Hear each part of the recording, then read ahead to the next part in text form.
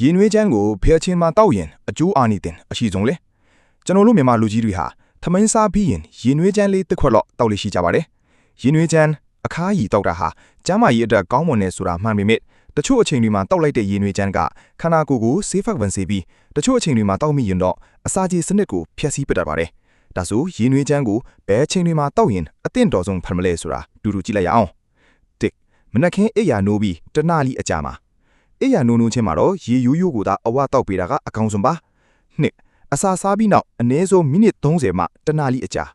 ဒါကလူအများစုအမှားဆုံးအချက်ပါထမင်းစားပြီးချင်းရေနွေးချမ်းပူပူနွေနွေတောက်တာဟာအစာအိမ်ထဲကအစာချေအင်ဇိုင်းတွေကိုဖျက်ဆီးပစ်ပြီးစားလိုက်တဲ့အစာအစာတွေကတန်တက်ဆုပ်ယူမှုကိုအနှောင့်အယှက်ဖြစ်စေပါတယ်ဒါကြောင့်ထမင်းစားပြီးချင်းမတောက်ပဲအနည်းဆုံးမိနစ်30ခန့်ချားပြီးမှတောက်တာကအကောင်းဆုံးပါ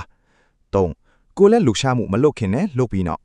လေ့ကျင့်ခန်းမလုပ်ခင်ရေနွေးချမ်းတောက်ပြီးရင်ခန္ဓာကိုယ်တွေကကယ်လိုရီနဲ့အဆီတွေကိုပိုမိုလောင်ကျွမ်းစေပါတယ်လေ့ကျင့်ခန်းလုပ်ပြီးချိန်မှာလည်းမိုးပန်းနွမ်းနယ်မှုကိုမြန်မြန်ဆန်ဆန်ပြန်လည်တက်တာစေပါတယ်နေမိုးလဲပိုင်းအလုပ်ပင်ပန်းချိန်ညနေညစာမစားခင်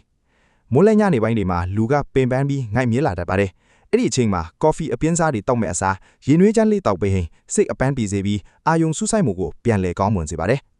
အထူးသတိပေးရပါမယ်ညဘက်အိတ်ခါနီ2နာရီအတွင်းမှာတော့ရေနွေးချမ်းလုံးဝမတောက်တင်ပါပါဝင်တဲ့ကဖိန်းဓာတ်ကြောင့်အိတ်ဆက်ချင်းစနစ်ကိုအနှောင့်ယှက်ပြီးအိတ်မပြိုတဲ့ဝေဒနာကိုခံစားရစေနိုင်လို့ပါကဲတင်ကိုရေနွေးချမ်းကိုဖဲအချိန်တွေမှာတောက်လိရှိလဲအချိန်မှန်မှန်တောက်မိရလားဆိုတာအောက်ကကောမန့်မှာဝေမျှပေးခဲ့ပါဦးကျမ်းမာရေးနဲ့ညီညွတ်တဲ့အလေးအထကောင်းတွေကိုမိမိချစ်ခင်ရတဲ့သူတွေလည်းသိသွားအောင်ဒီဗီဒီယိုလေးကိုဝေမျှပြီးသတိပေးလိုက်ပါဦး